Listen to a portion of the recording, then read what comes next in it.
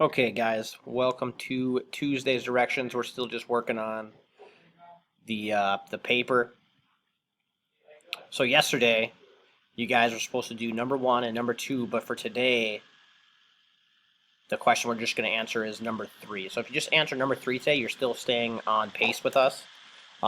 Remember, I'm going to help you guys out with number six here with the sources. Um, so just kind of make sure for this one, you know what college you put down. Because that's going to end up becoming one of your sources at the end.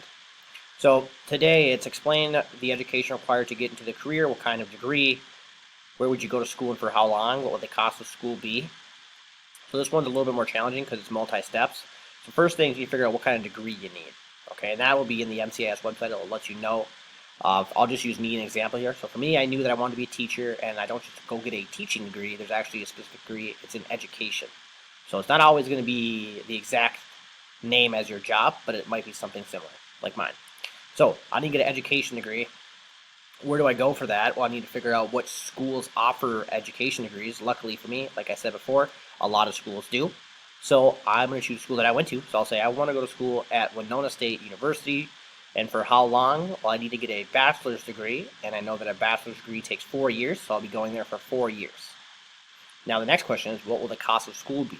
Now this is where I have to use the actual school's website that I'm selecting to figure out the cost or the tuition.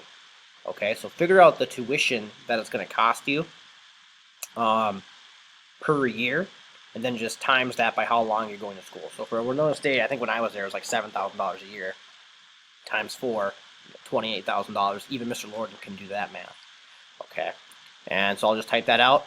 Boom, I've answered in 5 to 7 sentences. This one may be a little bit longer. This may be like a 7 to 10 sentence deal, depending on how precise you are about it.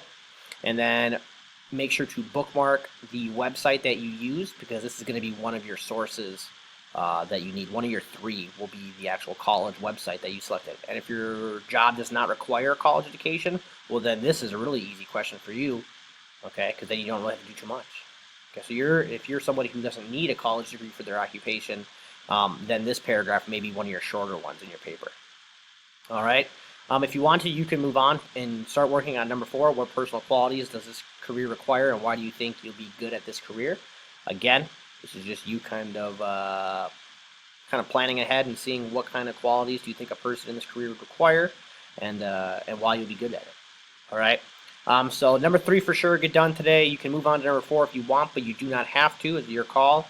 And then tomorrow we'll look at 4 and 5 more closely, and then later on in the week I'll help you guys out with number 6. But all right, that's all I got. If you have any questions, email me. But other than that, have a good one, guys and girls.